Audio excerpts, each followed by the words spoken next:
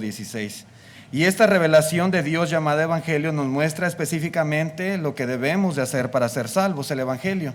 Por ejemplo, en el día del Pentecostés, tras la muerte y la resurrección de Cristo, la gente ahí en Jerusalén, al oír, al creer, al saber que Pedro les decía la verdad en cuanto a sus pecados, ellos preguntaron, reconocieron y dijeron: ¿qué debemos hacer para ser salvos? ¿Qué necesitamos hacer? ¿Qué haremos, varones hermanos?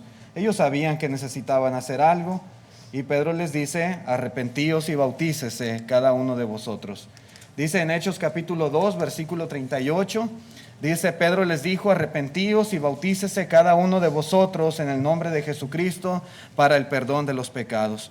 Cuando las personas escuchan el Evangelio, cuando las personas creen en la verdad de la palabra de Dios, cuando las personas se arrepienten de corazón y son bautizadas en Cristo, de acuerdo con la promesa de Dios, cada pecado es borrado. Se convierten en nuevas criaturas. Las cosas viejas quedan atrás y todas las cosas son hechas nuevas. En la segunda carta a los Corintios, capítulo 5, versículo 17, dice: de modo que si alguno está en Cristo, nueva criatura es, las cosas viejas pasaron y aquí todas son hechas nuevas. Esto es precisamente lo que sucede cuando una persona obedece al Evangelio. Es salva de sus pecados, son borrados, son anulados y es hecha una nueva criatura a los ojos de Dios, limpia, lavada, santificada, justificada. Ahora bien, hermanos, cuando las personas por su obediencia al Evangelio son salvas, bíblicamente hay cosas claras que acompañan esa salvación, ¿sí? Somos salvos, sí, pero podemos ver en las Escrituras que hay cosas que van de la mano, ¿sí?, con la salvación de esa persona de sus pecados. En la carta a los Hebreos, hermanos, capítulo 6, verso 9, y vamos a comenzar esta lección. Cosas que acompañan la salvación, 10 cosas particularmente, hay muchas más, pero vamos viendo 10. Dice en Hebreos 6:9, pero en cuanto a vosotros, oh amados, estamos persuadidos de cosas mejores y que pertenecen a la salvación, aunque hablamos así. Cosas que pertenecen, cosas que son propias, cosas, hermanos, que van de la mano a la salvación de nuestros pecados.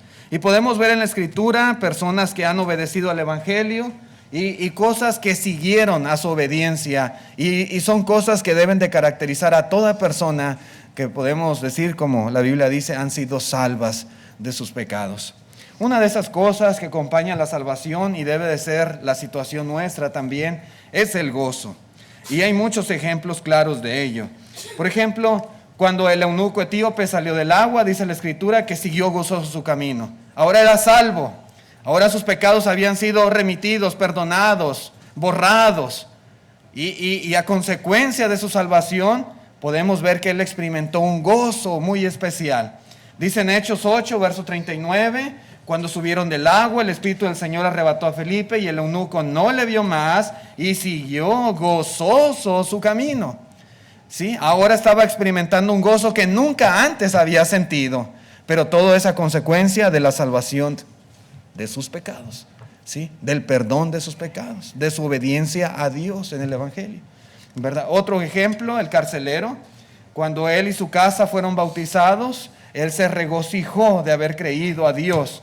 Dice Hechos 16:34, y llevándolos a su casa les puso la mesa y se regocijó con toda su casa de haber creído a Dios. Cuando Felipe, por ejemplo, llevó el Evangelio allá a Samaria, también hubo grande gozo. Dice, así que había gran gozo en aquella ciudad, ¿sí? Y la gente obedecía al Evangelio y el gozo de la salvación era algo que les acompañaba. Era algo evidente en ellos, porque no es cualquier cosa el que una persona experimente el perdón de sus pecados. Y eso es algo, hermanos, muy grato, y es algo muy hermoso, y es algo que debe de caracterizar a aquellos que hemos obedecido al Señor. Hay muchos himnos que cantamos y que hablan acerca del gozo, el gozo propio de los hijos de Dios. Por ejemplo, el himno 89 dice, grande gozo hay en mi alma hoy. Y dice, porque Cristo me salvó. Sí. Las cadenas rotas ya están, Jesús me libertó. Cuando nosotros verdaderamente estamos conscientes, ¿sí?, de lo que ha hecho el Señor en nuestras vidas. ¿Sí? de lo que implica el perdón de Dios de nuestros pecados. Hermanos, tenemos que experimentar el gozo. Tenemos que. Si no estamos gozosos, si somos personas infelices o amargadas, hermanos, entonces no estamos reflejando que estamos en realidad conscientes de lo que hemos recibido de parte de Dios, ese perdón, que es algo maravilloso. Si algo debe caracterizarnos a los que hemos obedecido el Evangelio es el gozo.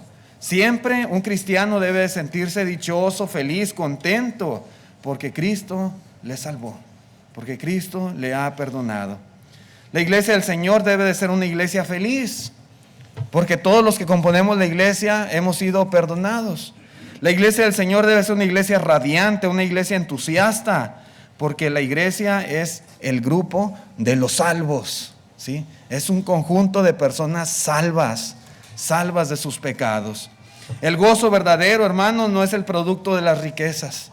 Hay quienes piensan, si yo tuviera mucho dinero, yo sería tan feliz. Si tuviera la casa de mis sueños, sería muy feliz. Si tuviese un carro, un coche nuevo, sería tan feliz. Pero el verdadero gozo no es el producto de los bienes materiales o de las riquezas. No es eso lo que hace a las personas experimentar esta clase de alegría, de dicha, de gozo, de gusto. No es la ausencia de aflicción, ¿verdad? Hay quienes experimentan problemas, situaciones difíciles en la vida, pero no quiere decir que si no tenemos esa clase de aflicciones, solamente así seríamos felices, no. Los hermanos del primer siglo padecieron muchísimo y eran hermanos que experimentaban el verdadero gozo de Dios, ¿sí?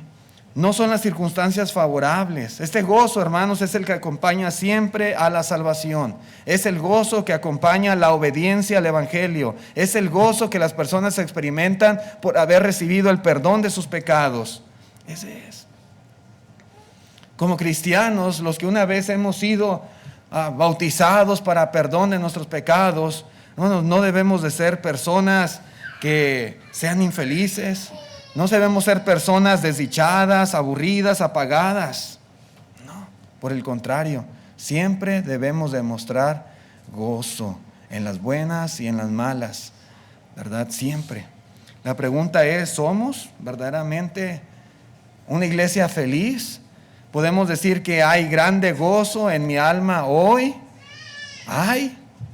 ¿Verdaderamente lo experimentamos, lo sentimos o somos cristianos desdichados, infelices, amargados? ¿Cómo somos? Dice en Hechos capítulo 2, versículo 46, dice, y perseverando unánimes cada día en el templo y partiendo el pan en las casas, comían juntos con alegría y sencillez de corazón. Esa es la vida de los cristianos, una vida de alegría, una vida, hermanos, juntos, ¿verdad? En ese lugar adorando a Dios, sirviendo a Dios, pero también aún en las casas nuestras, pasando tiempo juntos, partiendo el pan, comiendo con alegría y sencillez de corazón. ¿Somos esa clase de cristianos? Ojalá que sí. En Filipenses capítulo 4, versículo 4 dice, regocijaos en el Señor siempre. Otra vez digo, regocijaos, dice el apóstol Pablo. ¿Sí? Sean felices. Sean cristianos alegres, regocíjense en el Señor. ¿Sí? Esa es una de las cosas que deben caracterizar a los que hemos recibido perdón de pecados. Pero otra cosa también muy importante es la gratitud. Podemos ver ejemplos otra vez de personas salvas que manifestaron gratitud. Cuando el carcelero de Filipos, por ejemplo, obedeció el Evangelio, él mostró gratitud al ser tan solícito con las necesidades de Pablo y Silas. Los trajo a su casa, les preparó comida, ¿sí? Les puso la mesa. Y él mostró agradecimiento. Dice en Hechos 16, versículo 34, y llevándolos a su casa, les puso la mesa y se regocijó con toda su casa de haber creído a Dios. En aquella misma hora de la noche, él fue bautizado con todos los suyos.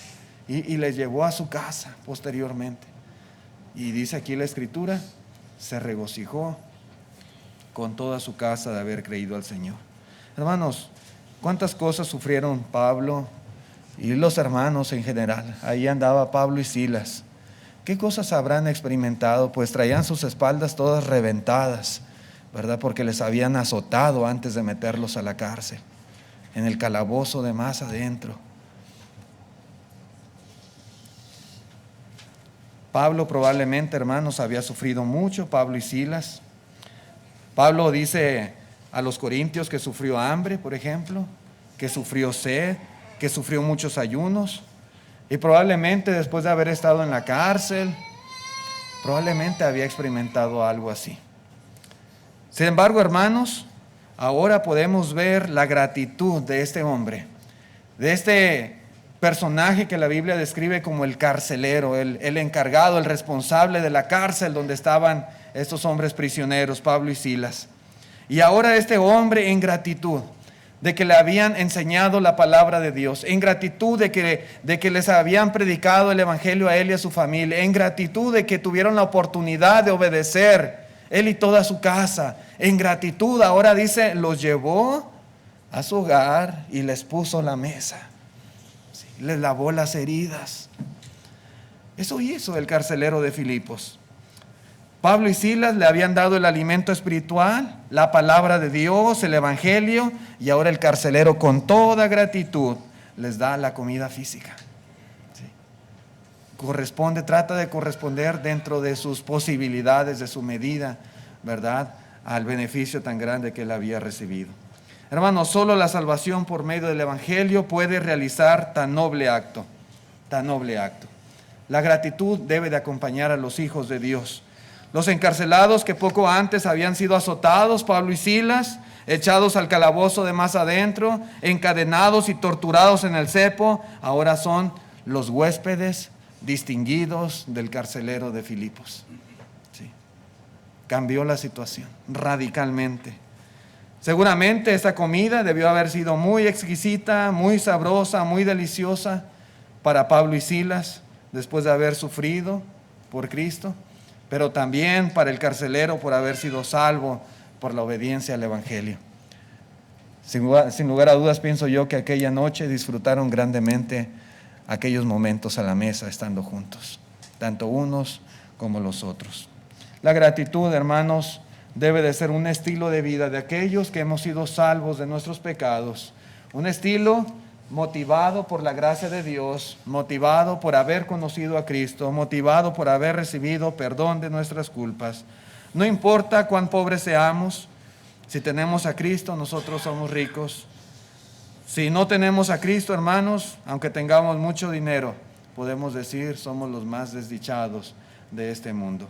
En la carta a los Hebreos capítulo 12, versículo 28 dice, así que recibiendo nosotros un reino inconmovible, tengamos gratitud y mediante ella sirvamos a Dios agradándole con temor y reverencia. Eso es lo que hemos recibido nosotros.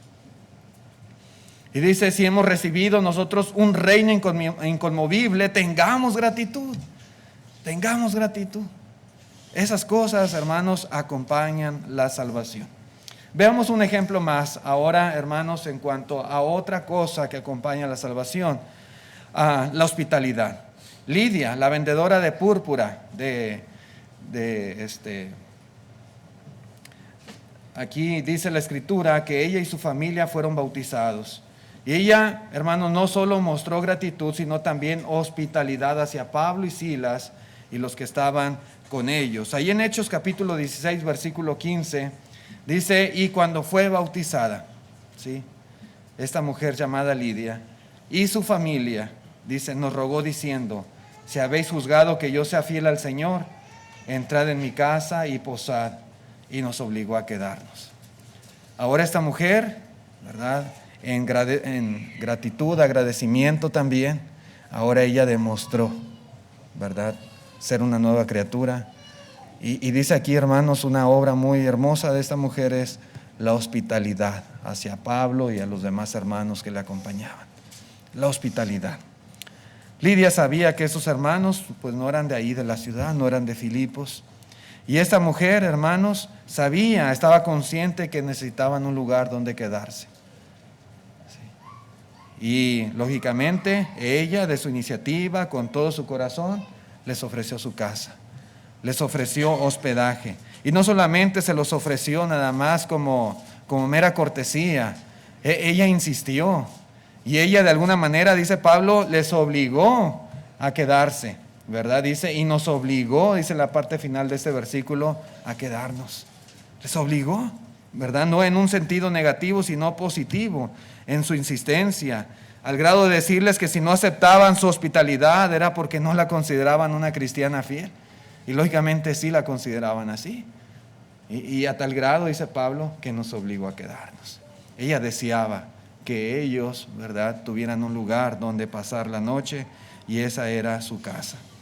La hospitalidad, hermanos, acompaña a la salvación. Es una característica muy importante de cada creyente.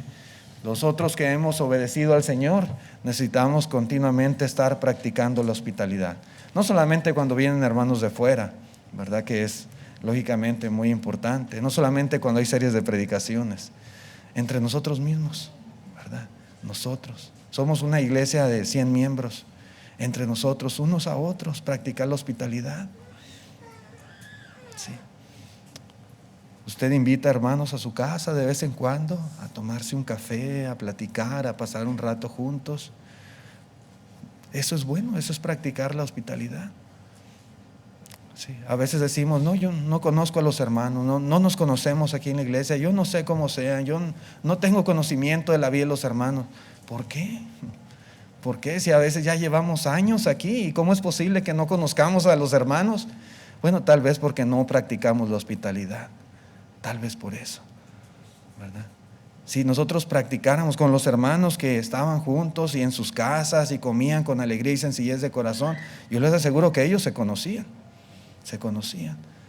Y es que la hospitalidad es parte de la vida de los cristianos. Son cosas que acompañan la salvación. Dios quiere, hermanos, que nosotros practiquemos esta importante virtud. Dice en la primera carta de Pedro, capítulo 4, versículo 9, hospedaos los unos a los otros sin murmuraciones. Hospedaos, ¿sí? Ser hospitalarios, que las puertas de nuestras casas estén abiertas para recibir siempre, ¿verdad?, a nuestros hermanos. Gallo es un ejemplo de hospitalidad. En la tercera carta de Juan, capítulo 1, que es el único capítulo que tiene, dice el versículo 5, amado, fielmente te conduces cuando prestas algún servicio a los hermanos, especialmente a los desconocidos, los cuales han dado ante la iglesia testimonio de tu amor, y harás bien en encaminarlos como es digno de su servicio a Dios para que continúen su viaje, porque ellos salieron por amor del nombre de Él sin aceptar nada de los gentiles. Nosotros pues debemos acoger a tales personas para que cooperemos con la verdad. Cuando llegaban hermanos que andaban predicando, Pablo, tal vez Pablo y otros hermanos más, pero dice aquí la escritura, dice el apóstol Juan que Gallo los recibía en su casa. Gallo, ¿verdad? Y demostraba su amor al servir a los hermanos y luego los encaminaba como era digno de su servicio. Esto es hospitalidad. Y esto es lo que nosotros debemos imitar. Hebreos 13, versículo 2 dice, no os olvidéis de la hospitalidad, porque por ella algunos sin saberlo hospedaron ángeles, siendo referencia probablemente a Lot, a Abraham, etc. Sin saberlo hospedaron ángeles. ¿Okay? Entonces esto es algo también que va de la mano con la salvación de nuestros pecados. También otra cosa más, la generosidad. Generosidad. Cuando la iglesia se estableció en Jerusalén, dice la escritura, hubo un gran número de personas que obedecieron, como 3,000 personas fueron añadidas a la iglesia y cada día, ¿verdad?, el Señor añadía más y más y más. Y hermanos, entre ese gran número había algunos en necesidad. Si eran miles, pero había algunos que estaban muy necesitados y que tal vez venían de lugares lejanos y habían dejado sus casas, y habían perdido sus trabajos y ahora estaban ahí dispuestos a quedarse en Jerusalén, a aprender de los apóstoles y a llevar una vida nueva, una vida de cristianos. Pero esa necesidad que ellos tenían, podemos ver en la escritura que fue satisfecha por aquellos que también habían obedecido al evangelio y que habían sido más grandemente bendecidos con bienes materiales. Y ahí ellos tuvieron la oportunidad de demostrar generosidad y así lo hicieron. Entre este gran número había algunos en necesidad, pero esta necesidad fue satisfecha por aquellos que habían obedecido al Evangelio. Dice en Hechos 2:45, y vendían sus propiedades y sus bienes y los repartían a todos según la necesidad de cada uno. Esto era lo que ellos hacían. Todos obedecían al Evangelio, pero algunos, como les decía, estaban en una situación más precaria, una situación de necesidad. Pero aquellos que tenían bienes, hermanos, estaban dispuestos a compartir de ello con estos hermanos necesitados. Lo que ellos hacían, hermanos, no era fanatismo. Uno pudiera decir, pues, yo no lo haría, eso ya es ser fanático o emocionalismo. No era nada de eso. Simplemente la Biblia le llama a esta virtud generosidad, ser generosos, ¿sí? Generosos. Por ejemplo, hermanos, el caso de ellos muy particular. Podemos decir que nunca recibieron un mandamiento apostólico, nunca Pedro, ¿verdad? O Juan, o Tomás, o alguno de los apóstoles les dijo, tienen que vender sus bienes. ¿Tú tienes algún terreno? ¿Tienes alguna propiedad? ¿Tienes alguna casa? Tienes que venderla. Nunca jamás, hermanos, los apóstoles les dieron una instrucción o un mandamiento de que tenían que vender y deshacerse de las cosas materiales para ayudar a los hermanos que no tenían. Nunca, nunca. Y usted puede leer aquí en el Nuevo Testamento, el libro de los Hechos, y no va a encontrar una instrucción de ese tipo. Cuando ellos vendían sus propiedades, lo hacían por iniciativa propia. Lo hacían por amor a sus hermanos. Lo hacían porque tenían corazones buenos y generosos y nada más. Eso era, ¿sí? Era simplemente generosidad que acompañaba a su salvación. Eran salvos y lo demostraban a través de esta clase de acciones. A nadie se le mandó, a nadie se le ordenó, a nadie se le presionó para que vendiera una propiedad o para que repartiera el dinero de esa venta. Todo fue una demostración voluntaria de amor hacia sus hermanos. Por ejemplo, en Hechos 5, versículo 4, el caso de Ananías y Zafira, que mintieron, ¿verdad? Y que aparentaron estar haciendo una obra generosa. Dice el apóstol Pedro, capítulo 5, verso 4, reteniéndola no se te quedaba a ti y vendida no estaba en tu poder. ¿Por qué pusiste esto en tu corazón? No has mentido a los hombres sino a Dios. Tú la vendiste, era tu propiedad. Tenías derecho de quedarte con el dinero. Nadie te dijo, entrega el dinero. Nadie te dijo, tienes que darlo, tienes que donarlo. Nadie te estaba obligando, es lo que le estaba diciendo el apóstol Pedro. Nadie, ¿sí? Vendida, dice, no estaba en tu poder, no era tuyo el dinero, era tuyo. El problema con Ananías y su mujer, ¿verdad? Zafira, es que ellos mintieron y que vendieron algo, ¿verdad? Sustrajeron del precio y dijeron, en tanto lo vendimos, en tanto, cuando en realidad no era así. Ellos pudieron haber dicho, mire Pedro, vendimos esta propiedad, la vendimos en $20,000, ¿verdad? Queremos donar 10,000 para nuestros hermanos en necesidad. Perfecto, no había ningún problema. O pudieron haber vendido su propiedad y quedarse con esos 20,000. El problema está en que vendieron esa propiedad en 20,000, ¿sí? Se quedaron con 10,000 y le dijeron, vendimos la propiedad en 10,000, ¿verdad? La vendimos en 10,000 y sustrajeron y quisieron aparentar que eran muy generosos y que estaban imitando, por ejemplo, a Bernabé y a otros hermanos en este tipo de acciones. Pero Dios no puede ser burlado. A Dios no lo pudieron engañar, ¿verdad? Y Pedro se dio cuenta y Dios los castigó y los mató, ¿sí? El punto es, hermanos, que nadie los estaba obligando a hacer esta clase de cosas. Los hermanos que lo hacían eran por simple generosidad, ¿sí? Por su amor hacia los hermanos necesitados. Y eso era todo lo que los motivaba a desprenderse de sus bienes. En el capítulo 4, versículo 34 dice, así que no había entre ellos ningún necesitado, porque todos los que poseían heredades o cosas las vendían y traían el precio de lo vendido y lo ponían a los pies de los apóstoles y se repartía a cada uno según su necesidad, ¿verdad? Ellos lo hacían otra vez por voluntad propia. Y es exactamente lo mismo, hermanos, en el caso nuestro. La generosidad siempre debe de acompañar nuestras vidas. Si verdaderamente estamos agradecidos con Dios y nos sentimos gozosos de que hemos sido lavados y perdonados nuestros pecados y que Dios nos ha salvado de esa vida que teníamos antes, debemos de demostrarlo a través de ser cristianos generosos. Generosos. De gracias recibisteis, dijo el Señor, dad de gracias, ¿verdad? Dad de gracias. Y oportunidades hay.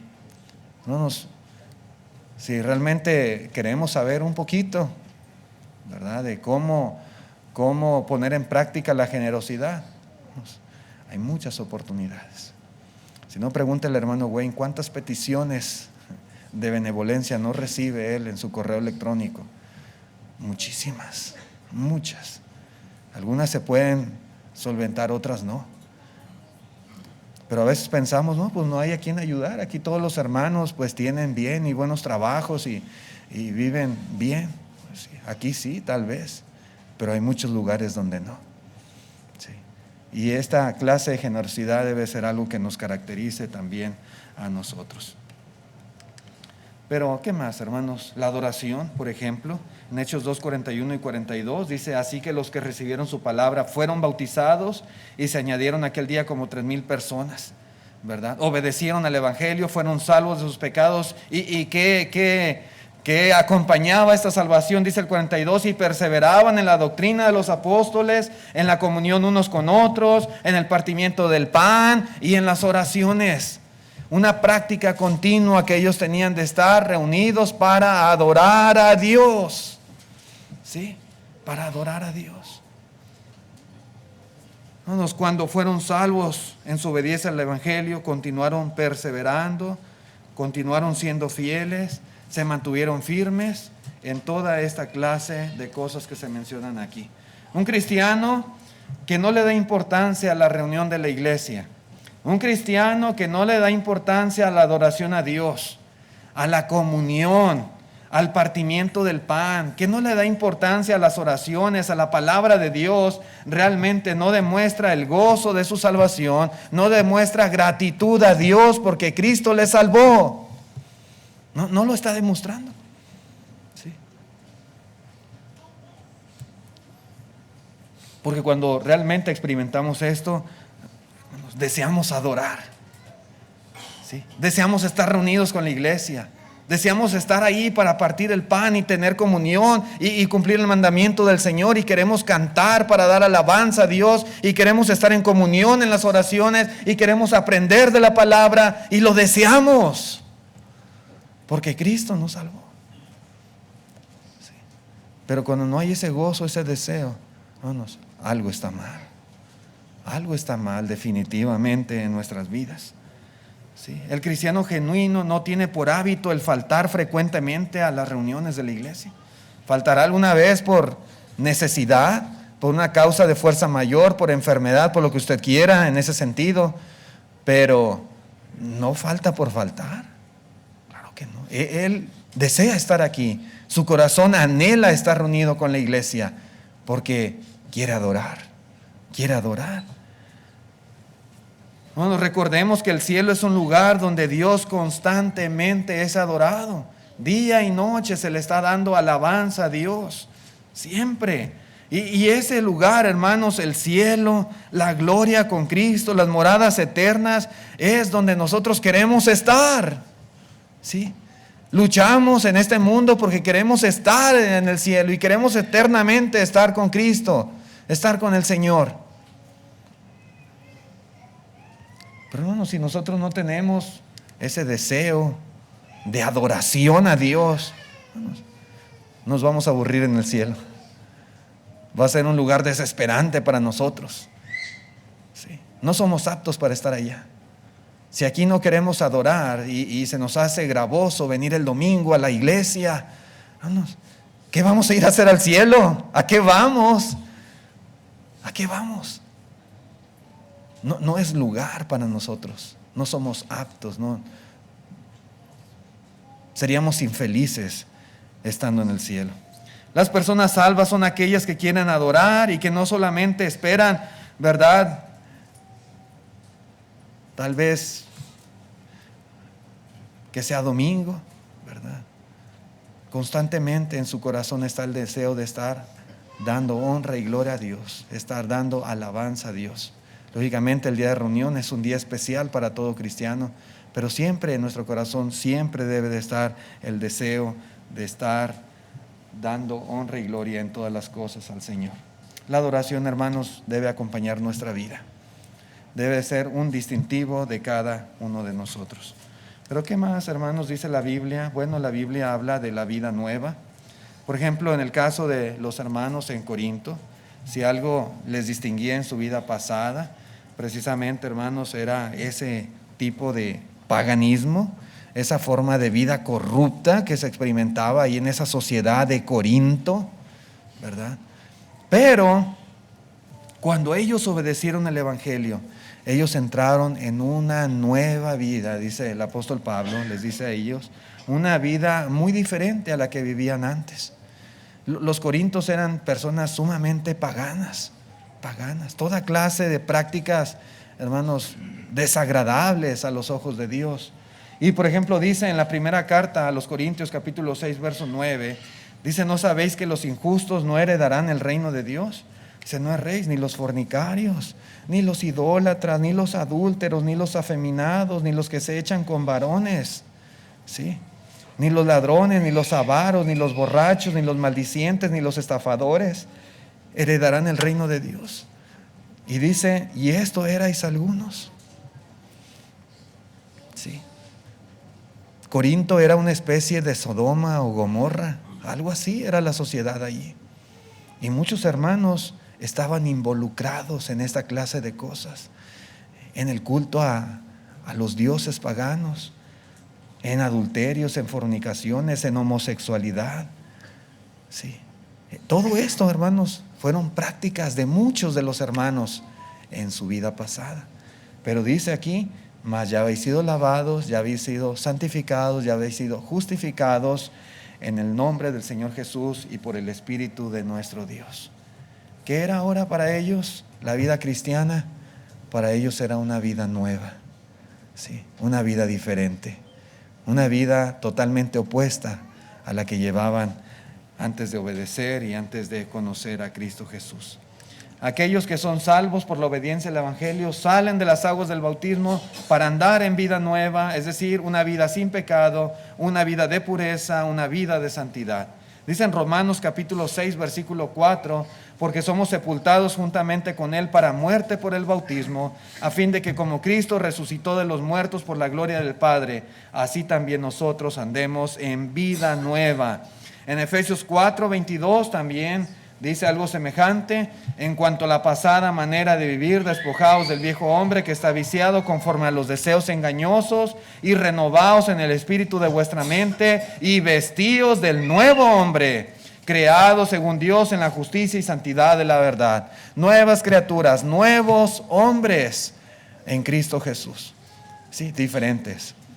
Dice aquí en la justicia y santidad de la verdad. Y eso es lo que debe de caracterizar también la vida de los salvos. ¿Qué más, hermanos? ¿Qué más dice la Biblia, la palabra de Dios, que debe de caracterizar a aquellos que han recibido el perdón de pecados? Bueno, otra cosa es la devoción diaria. Dice ahí en Hechos capítulo 2, versículo 46, y perseverando unánimes cada día en el templo, y partiendo el pan en las casas, comían juntos con alegría y sencillez de corazón. Hay cosas, hermanos, que diariamente deben de ser parte de nuestra vida, ¿sí? Servir al Señor Jesús es una responsabilidad que debemos llevar a cabo no solamente el domingo, sino todos los días. La devoción diaria debe caracterizar a los que hemos obedecido al Evangelio. Debemos escudriñar las Escrituras cada día, dice la Biblia. Debemos orar a Dios cada día. Debemos velar por nuestra salvación cada día. Debemos de cargar nuestra cruz cada día. Debemos exhortarnos unos a otros cada día. Debemos de ser santos cada día. Devoción diaria, ¿verdad?, caracteriza a los hijos de Dios. Los primeros cristianos, hermanos, debieron haber trabajado y servido diariamente por los resultados que la Escritura dice que ellos tenían, resultados exitosos de crecimiento, de aumento numérico, y las iglesias se acrecentaban, etcétera, etcétera, porque ellos practicaban una devoción diaria, un cristianismo común, ¿verdad?, que tenían cada día en toda su vida.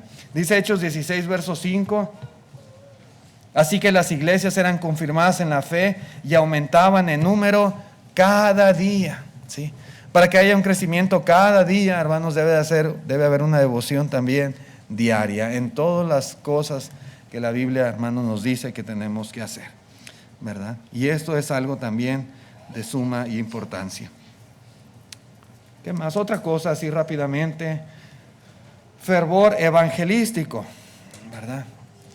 Es decir, celo, disposición, alegre prontitud por proclamar el Evangelio, ¿sí? Fervor evangelístico. En el caso de los hermanos, aún, hermanos, cuando hubo persecución allí en Jerusalén, los discípulos tuvieron que huir. No se iban a quedar allá a que los mataran en la ciudad, ¿verdad? Los estaban buscando, pero ellos huyeron y se fueron de la ciudad con el mensaje de salvación. No solamente en sus corazones, se fueron con el mensaje de salvación en sus bocas. De tal manera que a donde quiera que ellos llegaban por causa de la persecución, ellos hablaban el Evangelio, predicaban el Evangelio. Dice en Hechos capítulo 8, versículo 4, pero todos los que fueron esparcidos iban por todas partes, sí, huyendo, pero dice aquí, predicando el Evangelio, anunciando el Evangelio, sí. Eso es algo que caracteriza a los que han sido salvos. Una buena disposición de hablarle a las personas acerca del mensaje de salvación. Sí. Y todos podemos hacerlo. Claro que sí. Y eso, hermanos, es algo muy importante en cada uno de nosotros. Y es que, hermanos, las personas salvas de sus pecados no pueden dejar de decir. Sí. No pueden dejar de expresar. No pueden dejar de hablar a otros sobre este maravilloso poder de Dios para salvar de los pecados. Si nosotros realmente hemos experimentado el gozo de nuestra salvación, el gozo de haber recibido perdón, hermanos, de tan contentos que estamos, sí, tenemos que decirlo a otras personas. Es como cuando usted experimenta algo que le causa mucha alegría y está bien contento. Hermanos, nos andamos quemando por andarlo divulgando, por andarlo diciendo, por compartirlo con los demás. Y queremos que otros sepan y queremos que otros también se den cuenta de lo bueno que me ha pasado a mí, haciendo tal o cual cosa tal vez. Bueno, es lo mismo en esta cuestión y mucho más importante, ¿verdad? Queremos que todos sepan. Sí. Cuando a veces estamos enfermos y usamos algo que nos ayudó y nos hizo mejorar nuestra salud, lo decimos a todas personas. A mí me ayudó tal cosa. Mira, tómate esto. Mira, esto es bueno así de esta manera. Y te va a ayudar en tu salud. Es lo mismo. Pero esto es mucho más importante. No debe haber un solo cristiano que no hable a las personas la importancia y necesidad del mensaje de salvación de Dios. Dice en Hechos 5, verso 42, y todos los días en el templo y por las casas no cesaban de enseñar y predicar a Jesucristo. Todos los días lo hacían, ¿sí? Porque ellos eran personas que experimentaban el gozo de la salvación. El siguiente punto, hermanos, lo vamos a dejar pendiente, ¿verdad? Otra cosa que debe caracterizar nuestras vidas es la defensa de la verdad. Aquellos que hemos obedecido el Evangelio tenemos que estar listos siempre para dar razón de la esperanza que hay en nosotros. Y muchas veces es necesario defender la verdad, defenderla, ¿sí? Y tenemos que estar dispuestos a hacerlo. Si no lo hacemos, hermanos, no estamos demostrando realmente que somos felices en cuanto a la salvación que hemos recibido. Pero vamos a dejarla aquí porque el tiempo se me ha terminado y todavía necesitamos dejar el tiempo al hermano Sergio también.